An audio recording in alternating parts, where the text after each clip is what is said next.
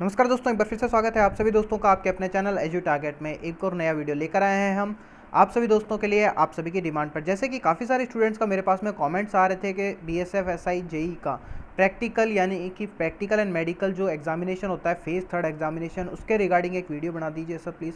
इस टाइप से काफ़ी सारे, एक नहीं बहुत सारे कमेंट्स आ गए, बहुत सारे मैसेजेस आ गए मेरे पास में कि सर प्रैक्टिकल में क्या होता है इसके रिगार्डिंग आप एक मतलब अच्छे से डिटेल में वीडियो बना दीजिए, मेडिकल में क्या होता है इसके रिगार्डिंग एक वीडियो बना दीजिए, या फिर इसकी डेट कब आने वाली है, यानी कि medical and physical practical test जो है फेज़ 3 एग्जामिनेशन का जो आपका एग्ज़ाम है उसका जो मेडिकल की जो डेट है या फिर जो प्रैक्टिकल की जो आपकी डेट है वो कब आने वाली है, प्रैक्टिकली एक्चुअलिटी में कहाँ किसे गया है। काफ़ी सारे स्टूडेंट्स में बहुत कम स्टूडेंट होंगे जो जानते होंगे इसके रिगार्डिंग के प्रैक्टिकल टेस्ट में होता क्या है। तो इसके रिगार्डिंग मैं ये आपके लिए वीडियो लेकर आया हूँ जिसमें मैं आपको डिटेल में बताऊंगा कि प्रैक्टिकल टेस्ट होता कब है, आपका थर्ड फेज़ ऑफ एग्जामिनेशन कौन सी डेट को आने वाला है, किस डेट में होने वाला है, आपका पूरी डिटेल चार्ट शीट मेरे पास में है। तो इसी हिसाब से मैं आपको बता देता हूँ सबसे पहले कि ये आपका एग्ज़ाम कब होने वाला है। तो जैसे कि आप सबको पता होगा कि एक नोटिस जो था वो सर्कुलेट हुआ था बीएसएफ की तरफ से काफ़ी सारा। ओके, तो उसके अंदर आपकी जो exam date conduction of the first exam, जो आपका एग्ज़ाम हुआ था, जो फर्स्ट फेज़ ऑफ एग्जामिनेशन जो हुआ था वो 6 जनवरी 2019 को हुआ था संडे के अंदर। ओके फ्रेंड्स, इसी तरीके से आपका जो सेकंड एग्ज़ाम है, जो सेकंड पेपर ऑफ एग्जामिनेशन यानी कि जिसमें डॉक्यूमेंट वेरिफिकेशन पीएसटी पीईटी आपका जो होने वाला था वो आपका होना चाहिए था 11 से लेकर के फ्रेंड्स कितने तारीख के बीच में, आपका 11 से लेकर के 15 तारीख के बीच के में होने वाला था। 11 टू 15 मार्च ऑफ 2019 की डेट में आपका इनकी तरफ से इनका शेड्यूल, कभी भी कोई भी जो ऑर्गेनाइजेशन होती है वो अपना पहले से चार्ट प्रिपेयर करती है। ओके फ्रेंड्स, ये तो आपको सबको पता होगा कि, और फिर वो उसको फॉलो अप करती है और धीरे धीरे उसको प्रोग्रेसिवली अप्रोच करते हुए वो अपना टारगेट को अचीव करती है। इसी तरीके से बीएसएफ ने भी अपना एक डिटेल चार्ट प्रिपेयर किया था कि उसके हिसाब से वो अपना पूरा काम करेगी, उसके हिसाब से वो मतलब पूरा प्रोसीजर को फॉलो अप करते हुए इस पूरे सिलेक्शन प्रोसीजर को वो कंप्लीट करेगी। तो उसी सिलेक्शन प्रोसीजर की जो डेट्स थी वो उन्होंने पहले से ही डिसाइड कर रखी थी कि किस डेट में क्या एग्ज़ाम वो करवाएंगी, और ये पूरा डिटेल में एकदम 100% एक्यूरेट डेट शीट थी इनकी। हालांकि वो इससे थोड़े से डिले हो चुके थे, क्योंकि कोई भी ऑर्गेनाइजेशन होती है, आप भी अगर कोई टॉपिक आपने अगर कोई टाइम टेबल बनाया तो आप भी उसमें थोड़ा सा डिले हो जाते हैं। इसी तरीके से बीएसएफ ने भी थोड़ा सा अपना प्रिपरेशन के अंदर डिले दिखाई है। तो इनका जो conduct of second phase examination जो था वो 11 मार्च से लेकर के 15 मार्च के बीच में होने वाला था, लेकिन इनके डिले कोई रीजंस थे, इनके इंटरनल रीजंस के कारण ये डिले हो गए थे, जो कि 25 मार्च से लेकर के 29 मार्च तक आपके चले थे। यानी कि आप देख सकते हैं यहाँ पर कितना डिले हो चुका है। 25 मार्च को आपका स्टार्ट हुए थे, यानी आपको देखने को मिल रहा होगा 25 में से 11 चला, अगर अपन अलग कर देते तो आपको देखने को मिल रहा होगा 14 डेज़ ये डिले था। कितने डेज डिले था फ्रेंड्स, मतलब अप्रॉक्सीमेटली 15 दिन मान के चलते हैं, 15 दिन ये डिले चल रहा था। ओके, इसका जो प्रोसीजर है वो 15 दिन डिले चल रहा है। तो deposition of board proceeding to second phase examination to predate by one member of the board, यानी कि जो आपकी जो डिटेल जो डॉक्यूमेंट वेरिफिकेशन हुआ है, पीएसटी हुआ है, पीईटी हुआ है, इन सब की जो डिटेल जो था वो आपका 18 मार्च 2019 को भेज देना चाहिए था। ओके, लेकिन अब ये डिले कितना हो चुका है, 15 दिन डिले चल रहा है, यानी कि अप्रॉक्सीमेटली आपका अप्रैल में कौन सी तारीख को ये गया होगा, 3 अप्रैल के आसपास आपका ये आगे प्रोसीजर में गया होगा। Issue of call letter to eligible candidate for appearing in third phase examination, यानी कि आपके जो एडमिट कार्ड होंगे जो थर्ड फेज एग्जामिनेशन यानी जिसमें प्रैक्टिकल टेस्ट होगा एंड मेडिकल एग्जामिनेशन जो होगा, वो आपका जो कॉल अप लेटर यानी एडमिट कार्ड आपके कब इशू हो जाएंगे, 25 मार्च 2019 को हो जाने चाहिए थे, लेकिन 15 दिन डिले हो रखा है। तो इसके हिसाब से ये आपके कब हो जाएंगे फ्रेंड्स, या आपके approximately 10th of April. Okay friends, 10th of April को आपके प्रैक्टिकल एग्जाम या फिर मेडिकल एग्जाम या फिर थर्ड फेज ऑफ एग्जामिनेशन जिसे आप बोलते हैं, उसके आपके एडमिट कार्ड अपलोड कर दिए जाएंगे, इशू कर दिए जाएंगे, लेकिन आप तक पहुंचने में उसका टाइम लग सकता है मोर देन 1 वीक, यानी कि अप्रॉक्सीमेटली आप मान के चलिए 17th ऑफ अप्रैल के आसपास, कितने तारीख को, 17th ऑफ अप्रैल के आसपास आपके डॉक्यूमेंट्स जो आपका जो एडमिट कार्ड है वो आप तक पहुंच जाएगा, या फिर वो वेबसाइट पर अपलोड कर दिया जाएगा up to 17th April. Okay friends, next जो आपका प्रोसीजर है वो है deposition of dossiers of candidates who qualify in second phase examination to 25th battalion BSF. ये भी आपको एक चीज़ पता चल गई कि आप जो भी बच्चे जो क्लियरफाई करेंगे मतलब के जो डॉक्यूमेंट वेरिफिकेशन पीएसटी पीएटी को जो क्लियर करेंगे, उनके सारों के जो डिटेल डॉक्यूमेंट वेरिफिकेशन है वो कहाँ पर जाएंगे, 25th बटालियन बीएसएफ के अंदर चले जाएंगे। तो जो भी बच्चा मतलब जिसके भी फादर या फिर मतलब बीएसएफ में हो तो वो इजीली पता लगा सकता है 25th बटालियन बीएसएफ में उनके डॉक्यूमेंट्स पहुँचे हैं या नहीं पहुँचे हैं और वो किस लेवल तक पहुँचे हैं। नेक्स्ट जो चीज़ है वो 29 मार्च 2019 को होने वाला था, जो भी पहुंचने वाला था, तो 15 दिन ये भी डिले हो चुका है। Conduct of third phase examination, जो मेन आपकी इंपॉर्टेंट चीज़ है वो ये है। Okay friends, 18 number point, conduct of third phase examination यानी कि practical test and medical examination आपका कहाँ पर होगा और कब होगा। वो फ्रंटियर हेडक्वार्टर दिल्ली के अंदर होगा। कहाँ पर होगा फ्रेंड्स, सभी का प्रैक्टिकल टेस्ट और मेडिकल टेस्ट एक ही दिन में होगा। ऐसा नहीं प्रैक्टिकल अलग होगा आपका मेडिकल अलग होगा, आपका एक ही दिन में होगा प्रैक्टिकल टेस्ट भी और मेडिकल टेस्ट भी आपका कंप्लीटली एक दिन में हो जाएगा। वो आपका कहाँ पर होगा, फ्रंटियर हेडक्वार्टर दिल्ली के अंदर होगा। जो कि इनकी जो डेट थी वो कब होने वाला था, 15 से लेकर के 26 अप्रैल 2019 के बीच में आपका होने वाला था। But due to delay of 15 to 20 days, 15 दिन का डिले अभी चल रहा है, हो सकता है 5 दिन का डिले और बढ़ जाए। जैसे कि आपका रिजल्ट आने में 15 दिन का डिले हो गया, तो ये अपना अप्रोच को मेंटेन रखने में 5 दिन का हो सकता है मैक्सिमम डिले और बढ़ जाए, तो अप्रोक्सीमेटली 15 to 20 डेज़ का डिले हो जाएगा। तो आप बोल सकते हैं 30 अप्रैल 30 अप्रैल से लेकर के 30 अप्रैल से लेकर के 5 मई, ओके 30 अप्रैल से लेकर के 5 मई के बीच में आपका जो फिजिकल प्रैक्टिकल टेस्ट है एंड मेडिकल एग्जामिनेशन यानी थर्ड फेज ऑफ एग्जामिनेशन का जो आपका एग्ज़ाम है वो आपका 30 अप्रैल के आसपास। तो मैंने आपको डेट क्या बताई, 30 अप्रैल। आप प्रिपेयर करके चलिए कि आपका जो मेडिकल एग्जामिनेशन वो होगा वो कब होगा, 30 अप्रैल के आसपास में होने वाला है। लेकिन आपको प्रिपेयर तो हमेशा 15 अप्रैल से 26 अप्रैल के लिए ही रहना है। हो सकता है ये अपने जो डिले जो इन्होंने कर रखा है वो रीगेन कर ले और अपने डिले को कवर अप कर लें आगे के प्रोसीजर के लिए, तो हो सकता है ये। लेकिन मैं जहाँ तक मेरे को लगता है अगर ये डिले हो चुका है तो ये आगे तक डिले ही जाएगा। तो आपका डेफिनेटली 30 अप्रैल के आसपास आपके थर्ड फेज़ ऑफ एग्जामिनेशन होंगे, जिसमें मेडिकल भी होगा, आपका प्रैक्टिकल टेस्ट भी होगा। बहुत सारे स्टूडेंट्स का मेरे पास में अब कमेंट्स आ रहे थे कि सर प्रैक्टिकल टेस्ट में क्या पूछा जाएगा, मेडिकल टेस्ट में कौन कौन से मेडिकल्स होंगे और किस लेवल के होंगे, क्या वो आर्मी लेवल का मेडिकल होगा या फिर उससे थोड़ा कम। ओके, तो ये इस टाइप के डाउट्स थे जो कि फ्रेंड्स के बहुत ज़्यादा थे। एक डाउट नहीं था, बहुत सारे डाउट्स थे, अलग अलग कमेंट्स आ रहे थे अलग अलग फ्रेंड्स के, मेरे आप लोगों के ही मतलब। तो फाइनल जो इसका एक बार मैं रिजल्ट का बता देता हूँ, इसका जो फाइनल रिजल्ट आएगा आपका कब आएगा। ओके, पब्लिश ऑफ, यहाँ पर आप देख सकते हैं आपका after medical examination practical examination जिनका हो जाएगा, अगर जो बच्चे री मेडिकल के लिए मतलब कुछ एक होंगे जो ओवरवेट के अंदर या फिर बहुत सारी ऐसी बीमारियाँ होती हैं, आईसाइट होती हैं और भी कई सारी बीमारियाँ होती हैं जो कि सारी मैं बताऊंगा आपको अगर इस वीडियो में टाइम मिला तो मेरे को। तो उसके अंदर जो निकाले जाएंगे उनको री मेडिकल दिया जाएगा। 15 to 20 डेज़ के अंदर आपको री मेडिकल फाइलअप करना होगा और आपको वापस से री मेडिकल मतलब कि कितने दिन आपका जो मेडिकल होगा वो अगर 26 अप्रैल को हो रहा है तो यानी कि 13 मई को आपको वापस से री मेडिकल के लिए बुला लिया जाएगा।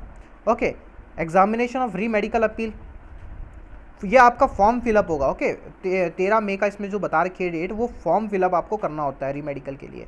फिर आपका एग्जामिनेशन होता है री मेडिकल का, वो 21 मई तक हो जाता है, यानी अप्रोक्सीमेटली आप देख सकते हैं यहाँ पर आपके पास में 20-25 दिन का टाइम होता है। ओके, आपके मेडिकल री मेडिकल होने के और मेडिकल होने के बीच में।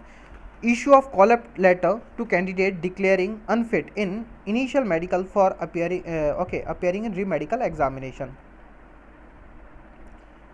तो आपका जो री मेडिकल एग्जामिनेशन जो होगा वो 24 मई का इसमें बता रखा है, मतलब 21 से 24 मई के बीच में आपका हो जाना चाहिए। कंडक्ट ऑफ री मेडिकल एग्जामिनेशन 10 जून, मतलब इसमें अलग लेवल का री मेडिकल एग्जामिनेशन होता है। एक बार हो गया, अगर आपको फिर से अगर उसमें वापस से उसमें अनफिट पाया गया, वापस से आपको एक बार री मेडिकल के लिए भेजते हैं तो वापस से उसका री मेडिकल होता है। इस टाइप से काफ़ी प्रोसीजर है, लंबा प्रोसीजर है। फाइनली जो आपका फाइनल रिजल्ट जो आएगा वो इन्होंने बता रखी है 28 जून 2019।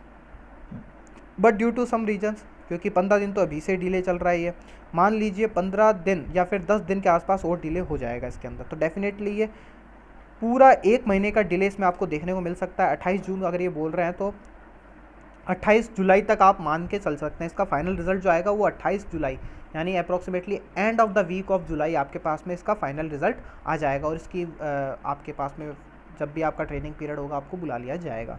तो फाइनली ये सब कुछ तो हो गया आपका फाइनल रिजल्ट कब आएगा, practical test and medical test आपका कब होगा, वो सब मैंने बता दिया। अप्रॉक्सीमेटली 30 अप्रैल के आसपास आपका थर्ड फेज ऑफ एग्जामिनेशन होगा। अब प्रैक्टिकल टेस्ट में पूछा क्या जाएगा, सबसे इंपॉर्टेंट बात फ्रेंड्स, तो इस वीडियो में एंड तक बने रहिएगा आप। और जिन्होंने अभी तक हमारे चैनल को सब्सक्राइब नहीं किया तो सब्सक्राइब कर लीजिए सबसे पहले, ताकि इस तरीके के और भी बेहतरीन वीडियो और इंपॉर्टेंट वीडियो आपके पास में सबसे पहले पहुंच सके। और बेल आइकन को दबा लीजिएगा। और अगर कोई भी रिलेटेड इस वीडियो से रिलेटेड अगर आपको डाउट होता है तो कॉमेंट बॉक्स के जरिए मुझे कॉमेंट में बता सकते हैं। और इस वीडियो को ज़्यादा से ज़्यादा लाइक करिए, ज़्यादा से ज़्यादा शेयर कर रहिएगा। अब मैं आपको बताता हूँ कि इसके अंदर प्रैक्टिकल टेस्ट और मेडिकल एग्जामिनेशन में आपका होता क्या है। काफ़ी सारे स्टूडेंट को डाउट है, बहुत सारे स्टूडेंट्स इसमें कन्फ्यूजन में है कि प्रैक्टिकल टेस्ट में जो अभी तक प्रैक्टिकल करते आए थे, जो आप लैब के अंदर प्रैक्टिकल्स करते थे, कहीं वो प्रैक्टिकल्स तो आपसे नहीं करवाएंगे। तो ऐसा कुछ नहीं है फ्रेंड्स, आपसे वो प्रैक्टिकल नहीं करवाएंगे। ओनली वो आपसे चेक करेंगे नॉलेज कि आपको प्रैक्टिकल नॉलेज सब्जेक्ट्स की है या नहीं है। इसमें कोई नंबर नहीं है। बहुत सारे स्टूडेंट्स का अफवाहें फैला रखी है कि 50 मार्क्स का इसमें पेपर होता है या फिर 50 मार्क्स इसके जुड़ते हैं, तो ऐसा कुछ नहीं है। 0 मार्क्स होता है इसमें। ओनली एक क्वालिफाइंग इन नेचर है। आपका प्रैक्टिकल टेस्ट, मेडिकल एग्जामिनेशन, दोनों ही एग्जामिनेशन आपका एक ही दिन में होगा। हो सकता है 2 दिन लग जाए, मतलब कि एक साथ होगा। मेरा कहने का मतलब है एक साथ होगा, ये है ना, जब भी होगा एक साथ होगा। और ये ओनली क्वालिफाइंग इन नेचर है। इसमें कोई मार्क्स आपके ऐड नहीं होंगे, कोई मार्क्स आपके डिडक्ट नहीं होंगे। बस प्रैक्टिकल एग्जाम में जो क्वालिफाई कर दिया जाएगा उसके नाम के आगे यस लिख दिया जाएगा, यानी कि करेक्ट टिक कर दिया जाएगा। और जो फेल हो जाएगा उसके नाम के आगे फेल लिख दिया जाएगा। अब वो फेल और पास वो किस बिहाफ पे लिखा जाएगा, तो आपसे आपकी प्रैक्टिकल नॉलेज यानी इन फील्ड नॉलेज आपकी चेक करी जाएगी। तो यहाँ पर जिनकी प्रैक्टिकल नॉलेज अच्छी है, जिन्होंने अच्छे से सब कुछ समझ रखा है, उनके बहुत ही ज़्यादा हेल्पफुल होने वाला है। यानी आपके जो बेसिक क्वेश्चंस होते हैं आपके सब्जेक्ट्स के, सबसे इम्पॉर्टेंट चीज़ वो आपका जब प्रैक्टिकल टेस्ट चल रहा होगा तो उनके पास में आपकी कॉपी होगी। जो आपने पेपर सेकंड, जो फर्स्ट फेज़ ऑफ एग्जामिनेशन में जो आपका जो पेपर सेकंड आपने जो दिया था, जिसे आप रिटन टेस्ट कहते हैं, वो आपने जो दिया था उसकी कॉपी उनके पास में होगी, उनके पास में। तो आपने उस पेपर में क्या क्या गलतियां कर रखी थी वो ज़रूर चेक करेंगे। उसमें वो गलतियां ढूंढेंगे कि आपने ये वाली गलती कर रखी थी, और उसके ऊपर वो क्रॉस क्वेश्चंस आपसे पूछे जाएंगे। तो सबसे पहले आपको क्या करना है इसकी प्रैक्टिस के लिए, आपने जो क्वेश्चंस अटैम्प्ट किया थे उनके अच्छे से एक बार प्रिपरेशन करके जाइए।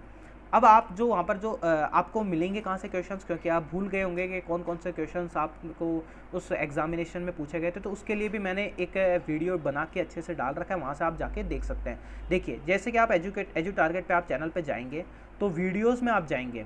वीडियोज़ पे मत जाइए, वीडियोज़ में जिन्होंने अभी तक हमारे चैनल को सब्सक्राइब नहीं किया, सब्सक्राइब कर लीजिएगा।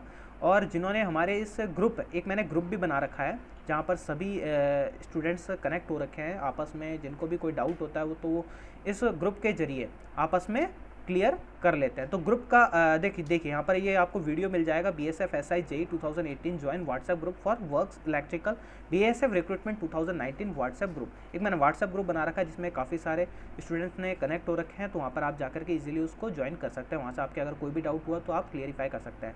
नेक्स्ट आप प्लेलिस्ट में जाएंगे तो प्लेलिस्ट में आपको BSF SI JEE 2018-19 works electrical की आपको काफ़ी सारे वीडियोस मिल जाएंगे। तो आपको किसी भी वीडियो से रिगार्डिंग अगर कोई भी डाउट होता है तो आप इजीली उसको देख सकते हैं और क्लियरिफाई कर सकते हैं। सबसे पहले यहाँ पर आपको सेकंड नंबर पे वीडियो मिल रहा होगा BSF JEE 2018 paper second analysis and answer key with detail BSF JEE works 2019 question paper. तो मेरे पास में ये वर्क्स का है, ओनली इलेक्ट्रिकल का नहीं है। तो इसमें जो कन्वेंशनल पेपर्स में आपसे क्या क्या क्वेश्चन पूछे गए थे वो सारे क्वेश्चन हैं इसके अंदर। ओके फ्रेंड्स, तो आप देख सकते हैं इसके अंदर मैंने 1 बाय 1 सारे क्वेश्चंस लिख सकते हैं।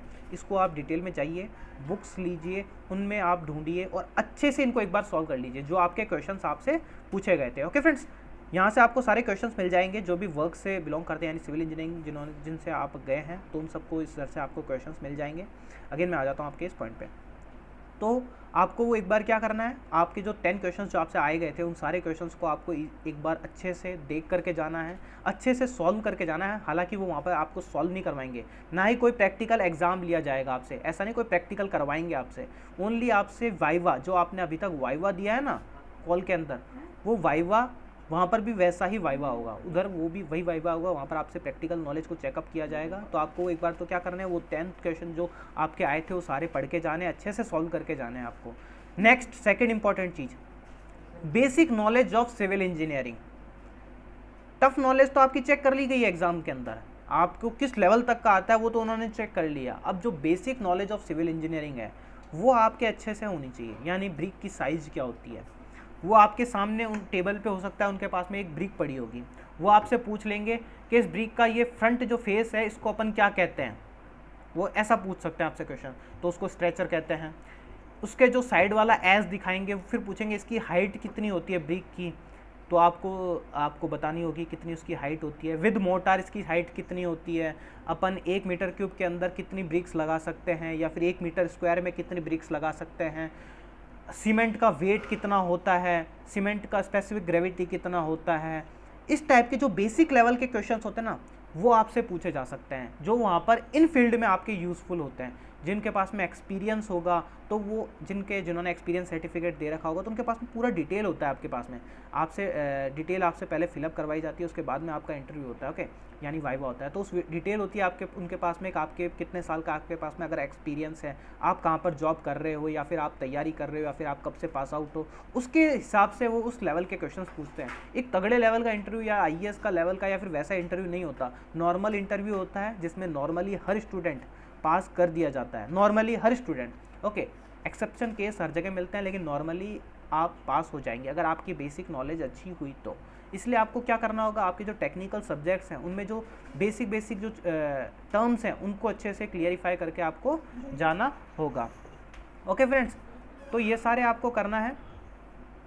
नेक्स्ट इंपॉर्टेंट चीज़ आपको करना क्या होगा, प्रैक्टिकल जो आपके टेस्ट होते हैं, जो आपके प्रैक्टिकल टेस्ट होते थे, आपके जो लैब्स के अंदर प्रैक्टिकल टेस्ट होते थे वहाँ पर वो परफॉर्म नहीं करवाए जाएंगे लैब के प्रैक्टिकल टेस्ट।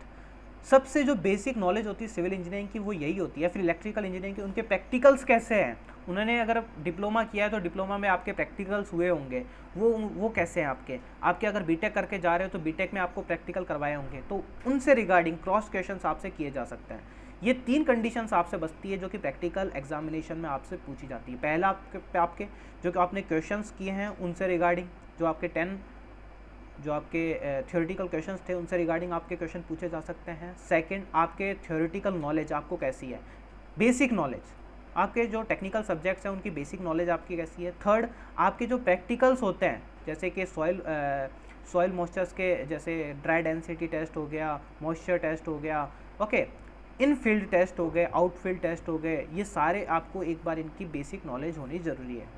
ऐसा नहीं कि आपको वहाँ पर परफॉर्म करके दिखाना होगा, ओनली उनसे रिगार्डिंग आपको बेसिक नॉलेज होना ज़रूरी है। ओके फ्रेंड्स, ये सबसे इंपॉर्टेंट है। फोर्थ सबसे इम्पॉर्टेंट चीज़ है, इन तीनों चीज़ों से सबसे ज़्यादा इम्पॉर्टेंट कि आप BSF के लिए फ़िट हो या नहीं हो, आप BSF में नौकरी करने के लायक हो या नहीं हो, वो इससे रिगार्डिंग आपसे क्वेश्चन पूछ सकते हैं। जैसे कि आपसे ऐसे पूछ लिया जाएगा कि फ्रेंड्स आप BSF में नहीं, क्या आप अरुणाचल प्रदेश की सीमा पे जाकर के बॉर्डर की, मतलब कि आपको क्या देश, आप BSF क्यों ज्वाइन करना चाहते हो, आप बॉर्डर पे जाने के लिए ज्वाइन करना चाहते हो, तो इसका एक अच्छा आपके पहले से प्रिपेयर्ड आपके पास में आंसर होना चाहिए कि मैं BSF क्यों ज्वाइन करना चाहता हूँ। As a JEE SI as a सिपाही के हिसाब से आपको आंसर नहीं करना है, आपको किस हिसाब से आंसर करना है कि आप एक ऑफिसर की रैंक पे जा रहे हो SI JEE, तो उसके हिसाब से आप BSF में क्यों जाना चाहते हो, we choose as a profession as a BSF SI JEE, ये एक सिंपल सा आंसर होता है इसका। ओके, जो ना ही तो बेकार होता है ना ही अच्छा होता है, तो इस टाइप के आपको आंसर्स बताने हैं। ओके, कि आपको देखेंगे कि आप BSF में नौकरी करने के लायक हो या नहीं हो। अगर आपकी टेक्निकल नॉलेज बहुत अच्छी है आप लेकिन BSF में जॉब करने के लायक नहीं हो, यानी आपकी जो नेगेटिविटी है माइंड की वो एकदम ख़राब है, तो डेफिनेटली आपको वो फेल कर देंगे उस एग्ज़ाम में, चाहे आपकी कितनी भी टेक्निकल नॉलेज अच्छी क्यों ना हो। ओके, वो इसीलिए बैठे हैं कि आपकी चेक कर सकें वो कि वो आप BSF के लिए फ़िट हो या नहीं हो, आप एक पॉजिटिव माइंडेड पर्सन हो या नेगेटिव माइंडेड पर्सन हो, वहाँ पर वो ये चीज़ भी चेक करते हैं। तो ये 4 चीज़ें मैंने आपको बताई कि आप BSF के लिए फ़िट हो या नहीं हो, प्रैक्टिकल्स आपके कैसे हैं, बेसिक नॉलेज ऑफ आपके टेक्निकल की वो कैसी है, और फोर्थ आपके क्वेश्चंस आपने जो अटेम्प्ट किए हैं उससे रिगार्डिंग वो क्वेश्चंस कर सकते हैं। तो ये सारे प्रैक्टिकल टेस्ट जिसे practical examination as a viva आपसे वहाँ पर पूछे जाएंगे। नेक्स्ट आता है मेडिकल एग्जामिनेशन, जो कि उसी प्रोसीजर में होगा आपका, उन्हीं कुछ दिनों में होगा। तो मेडिकल एग्जामिनेशन में ज़्यादा स्टूडेंट जो निकलते हैं वो मैं आपको बता देता हूँ किस एग्ज़ाम्स में सबसे ज़्यादा मैक्सिमम कैंडिडेट्स डिसक्वालीफाई होते हैं। फर्स्ट वो है ओवरवेट में मैक्सिमम पर्सन्स डिसक्वालीफाई होते हैं, जिसके भी ओवरवेट आ रहा हो वो अपना वेट रिड्यूस कर लीजिएगा।